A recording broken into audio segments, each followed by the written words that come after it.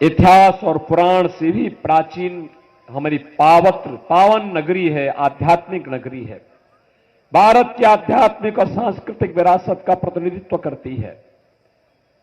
लेकिन आजादी के बाद 70 वर्षों तक उपेक्षा का दंश झेलती रही। सड़कें संकरी थी, विकास का अभाव था। काशी हमारी अत्यंत प्राचीन और इतिहास और पुराण से भी प्राचीन हमारी पावन नगरी है, आध्यात्मिक नगरी है। भारत की आध्यात्मिक और सांस्कृतिक विरासत का प्रतिनिधित्व करती है। लेकिन आजादी के बाद 70 वर्षों तक उपेक्षा का दंश झेलती रही। सड़कें संकरी थी, विकास का अभाव था, न पानी था। मां गंगा यहां बहती है, वरुणा नदी यहां बहती है। 80 नदी का अस्तित्व समाप्त कर दिया गया। काशी के घाटों की दुर्गति आप देखते हैं क्या थी। यहां के अंदर अगर हम देखते हैं किस प्रकार की अराजकता और अव्यवस्था फैली हुई थी, कैसे काशी की गलियों में झूलते हुए तार चिढ़ाते थे, दुर्घटना को आमंत्रित करते थे। काशी के अंदर दुर्व्यवस्था का आलम हो गया था। और बहनों और भाइयों, 10 वर्ष में जैसे भारत की तकदीर और तस्वीर को मोदी जी ने बदला, आज भारत का दुनिया के अंदर सम्मान बढ़ा है, सीमाएं सुरक्षित हुई हैं। आज भारत न केवल सुरक्षित हुआ है बल्कि आतंकवाद और नक्सलवाद की समस्या का समाधान भी किया है। आज का भारत, बहनों और भाइयों, कांग्रेस के समय में आतंकी घटनाएं घटित होती थी और जब हम संसद में इस मुद्दे को उठाते थे तो कांग्रेस की तत्कालीन सरकार कहती थी कि आतंकवादी सीमा पार के हैं। और आज तो पटाखा भी फट जाए तो पाकिस्तान पहले सफाई देता है, कहता साहब हमारा हाथ नहीं है। बहनों और भाइयों, ये भारत की ताकत है। मोदी जी के नेतृत्व में भारत पावरफुल हुआ है, एक वर्ल्ड पावर बना है। एक तरफ भारत की शक्ति और दूसरी तरफ विकास, हाईवे, 4 लेन, 6 लेन, 8 लेन, 12 लेन, रेल की नई नई सेवा। आज आप देखते होंगे एयरपोर्ट की तर्ज पर बन रहे रेलवे स्टेशन, वंदे भारत, अमृत भारत और नमो भारत जैसी वर्ल्ड क्लास ट्रेन की सुविधा, मेट्रो। और काशी के अंदर तो मोदी जी ने देश के सबसे बड़े यहां पे रोप वे के निर्माण के कार्य का शुभारंभ किया है। और इस वर्ष के अंतर जब वह बनेगा, कैंट स्टेशन से बाबा विश्वनाथ धाम तक पहुंचने में कुछ ही मिनट लगेंगे। 1 लाख श्रद्धालु प्रतिदिन उस रोप वे के माध्यम से काशी की यात्रा कर सकता है। बहनों और भाइयों, एक नए भारत की तस्वीर है। आज हमारी Kashi highway, world class highway के साथ जुड़ी है, रेलवे के साथ जुड़ी है, इंटरनेशनल एयरपोर्ट जुड़ा है। तो अब यहां का वाटरवे भी वाराणसी से हल्दिया के बीच में कार्य कर रहा है। आज से 10 वर्ष पहले ये सपना था, आज ये हकीकत है। बहनों और भाइयों, आज आप देख रहे होंगे काशी के घाटों को मोदी जी प्रधानमंत्री बने थे, उन्हें स्वयं फावड़ा लेकर के घाटों की सुंदरता के लिए, घाटों की सफाई के लिए उतरना पड़ा था। आज काशी के घाट जगमगाते हुए दिखाई देते हैं। लाखों श्रद्धालु प्रतिदिन इन घाटों में आकर के सायंकाल सुबह आकर के मां गंगा का दर्शन करते हैं, मां गंगा का आचमन करते हैं। नमामि गंगे के माध्यम से गंगा की अविरलता और निर्मलता को बनाए रखने के लिए जो कार्य हुआ है, काशी विश्वनाथ धाम हो या काशी के देवालय, काशी के शिक्षालय हो या काशी में स्वास्थ्य की उत्तम व्यवस्था। कैंसर किसी को पीड़ित होता था पूर्वी उत्तर प्रदेश में, हमारी पूर्वांचल के लोग मुंबई जाने के लिए मजबूर होते थे, उपचार महंगा होता था, लोगों के सामर्थ्य से बाहर होता था। आज बहनों और भाइयों, मुंबई का टाटा सुपर स्पेशलिटी का कैंसर हॉस्पिटल आपका काशी में आ चुका है, यहीं पे आ चुका है। और एक नहीं, दो हॉस्पिटल इस प्रकार के यहां काम कर रहे हैं। बहनों और भाइयों, देश के अंदर 60 करोड़ लोग फ्री में राशन की सुविधा का लाभ प्राप्त कर रहे हैं। और मैं तो कांग्रेसियों से कहता हूं, जो लोग पाकिस्तान का राग अलाप रहे हैं, मैं इनसे कहता हूं तनिक तो शर्म करो। देखो, भारत 80 करोड़ लोगों को फ्री में राशन दे रहा है और एक कमबख्त पाकिस्तान है, 23 करोड़ की आबादी वहां भूख से बिलख रही है। हम 80 करोड़ लोगों को राशन दे रहे हैं और मोदी जी ने 10 वर्ष में जितनी पाकिस्तान की आबादी है उससे बड़ी आबादी को देश के अंदर गरीबी रेखा से ऊपर खुशहाल जीवन जीने के लिए आगे बढ़ाया है। 60 करोड़ लोगों को प्रतिवर्ष 5 लाख रुपए का आयुष्मान में मुफ्त में उपचार की सुविधा, 12 करोड़ किसानों को किसान सम्मान निधि, 12 करोड़ घरों में शौचालय का निर्माण, 10 करोड़ घरों में रसोई गैस का कनेक्शन, और वाराणसी के अंदर तो 40,000 घरों में पहुंच चुका है।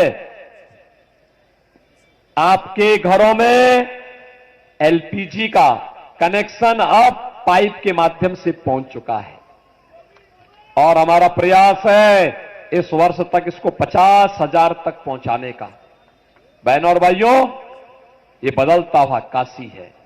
जब काशी बदलती है, काशी की कायाकल्प होती है, तो कायाकल्प उत्तर प्रदेश की होती है, उत्तर प्रदेश से देश की होती है। और यही कहने के लिए आए हैं, मोदी जी ने कहा है 70 वर्ष से ऊपर के हर एक गरीब को, हर एक बुजुर्ग को प्रतिवर्ष 5 लाख रुपए की स्वास्थ्य बीमा उपलब्ध करवाएंगे, मुफ्त में 5 लाख की सुविधा से प्राप्त होगी। 4 करोड़ गरीबों के मकान बने हैं, बाकी बचे जितने हैं अगले 5 वर्ष के अंदर उन गरीबों के भी एक एक मकान बनेंगे। बहनों और भाइयों, एक तरफ सुरक्षा भी तो सम्मान भी, विकास भी तो गरीब कल्याण भी मोदी जी के नेतृत्व में आज भारत के अंदर हो रहा है, और दूसरी तरफ आपकी आस्था का सम्मान भी है। अयोध्या में रामलला का भव्य मंदिर 500 वर्षों के बाद यह अवसर हम सबको प्राप्त हुआ है। इस पुण्य के साथ मोदी जी ने पूरे भारतवासियों को जोड़ने का अवसर दिया और आज हम गौरव की अनुभूति कर सकते हैं कि मोदी जी के नेतृत्व में नया भारत अयोध्या में राम मंदिर के निर्माण भी कर सकता है। केवल 4 करोड़ गरीबों को ही मकान नहीं देता है, बल्कि उनकी आस्था को सम्मान देखने के लिए रामलला को भी भव्य मंदिर में विराजमान करने का काम करता है। बहनों और भाइयों, एक तरफ अयोध्या में रामलला का विराजमान होना और दूसरी तरफ काशी और पूर्वांचल के लिए भय और दहशत के प्रतीक माफियाओं का राम नाम सत्य होना, यह केवल भाजपा ही कर सकती है, कोई दूसरा नहीं कर सकता। बहनों और भाइयों, मैं कहना चाहता हूं, ये कांग्रेस का प्रत्याशी, इसके भाई की हत्या ये माफिया किए थे, लेकिन इन्होंने इन माफियाओं के सामने घुटना टेकने का काम किया था। बहनों और भाइयों, हमने कहा था जब भारतीय जनता पार्टी के विधायक कृष्णानंद राय की हत्या हुई थी, जब प्रयागराज में उमेश पाल की हत्या हुई थी, राजू पाल की हत्या हुई थी, और जब कृष्णानंद राय के साथ रमेश पटेल और वहां पर एक गप्पू यादव, ये सब मारे गए थे, तो बहनों और भाइयों तब हम लोगों ने कहा था इन माफियाओं को तो मिट्टी में मिलना ही चाहिए। और बहनों और भाइयों, आज आप देख रहे होंगे समाजवादी पार्टी जिन माफियाओं के सामने नाक रगड़ती थी, आज उन माफियाओं को मिट्टी में मिला करके यहां पर शहीद हुए उन जवानों को, भारतीय जनता पार्टी के पूर्व विधायक कृष्णानंद राय को और स्वर्गीय अवधेश राय को भी श्रद्धांजलि देने का काम आज भारतीय जनता पार्टी की सरकार ने किया है। और इसलिए आज मैं आया हूं आपके पास कहने के लिए, सुरक्षा हो या सम्मान, ये केवल भाजपा आपको दे सकती है। ये कांग्रेस देश की भावना के साथ खिलवाड़ कर रही है। आज ये कहती है कि अगर कांग्रेस की सरकार बनेगी तो ये अनुसूचित जाति और पिछड़ी जाति के आरक्षण को मुसलमानों में बंदर बांट करेंगे। बहनों और भाइयों, धर्म के आधार पर आरक्षण नहीं हो सकता। बाबा साहब भीमराव अंबेडकर ने कहा है, ये बाबा साहब भीमराव अंबेडकर का अपमान कांग्रेस कर रही है और भारतीय जनता पार्टी कहती है कि हम लोग आरक्षण, अनुसूचित जाति और पिछड़ी जाति के आरक्षण के अधिकार पे किसी को डकैती डालने की छूट नहीं देंगे। बहनों और भाइयों, ये कहते हैं कि अगर सत्ता में आए तो भारतीयों पर विरासत टैक्स लगाएंगे। ये विरासत टैक्स क्या है जानते हैं आप? कांग्रेस का ये विरासत टैक्स औरंगजेब का जजिया कर है। औरंगजेब जानते हैं, मुगलों में सबसे क्रूर बादशाह हुआ था। कोई मुसलमान भी अपने पुत्र का नाम औरंगजेब नहीं रखता, क्योंकि औरंगजेब ने सबसे पहले अपने भाई की हत्या की, फिर अपने बाप शाहजहां को कैद कर दिया था। शाहजहां ने औरंगजेब के बारे में लिखा है कि तुझ जैसा कमबख्त पुत्र किसी को पैदा ना हो, क्योंकि तूने मुझे जीते जी एक एक बूंद पानी के लिए तरसाया है। बहनों और भाइयों, अगर औरंगजेब के बारे में पढ़ना है तो पटना की खुदा वक्त लाइब्रेरी में जाके पढ़िए। लाइब्रेरी कहती है, वहां पे कहते हैं इसके बारे में कि औरंगजेब इतना क्रूर था, उसने हिंदुओं पे एक जजिया कर लगाया था। इस जजिया कर का मतलब हिंदुओं के लिए था, या तो जजिया कर दो नहीं तो मुसलमान बनो। आज कांग्रेस औरंगजेब के राह पर चल रही है, कहती विरासत टैक्स लगाएंगे। विरासत टैक्स का मतलब आपके पूर्वजों ने, आपके बाप ने, आपके बाप दादों ने, आपके पिता ने, आपके बाबा ने, आपकी मां ने या आपकी दादी ने कोई संपत्ति अर्जित की है और उस संपत्ति विरासत में आपके नाम पर आई है। एक तरफ उत्तर प्रदेश में हमने कहा कि अगर मां बाप की संपत्ति है तो सतह बेटे के नाम पे आ जाएगी।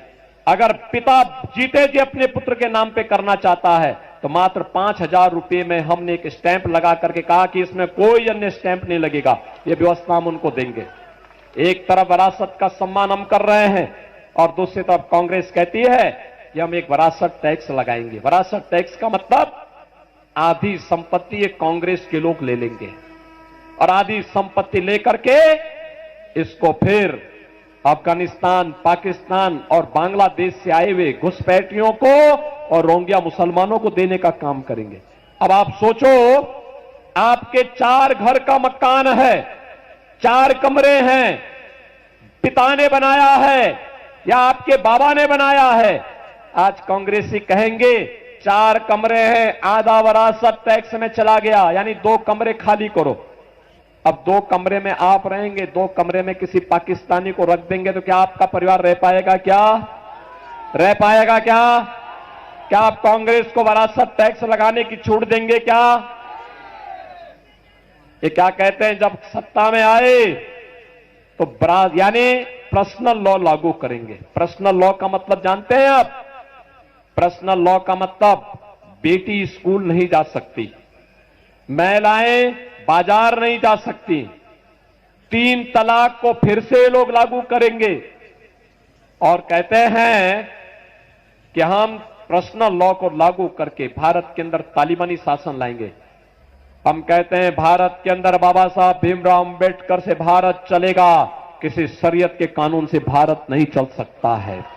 यह भारत की घोषणा है, मोदी जी की घोषणा है। बाबा साहब भीमराव का अंबेडकर का संविधान भारत का संचालन करेगा। ये कहते हैं, कांग्रेस के लोग कहते हैं सत्ता में आएंगे तो अल्पसंख्यकों की रुचि के अनुसार उनके खान पान की स्वतंत्रता देंगे। ऐसा कौन सा खान पान है जो बहुसंख्यक खाता है और अल्पसंख्यक नहीं खाता है?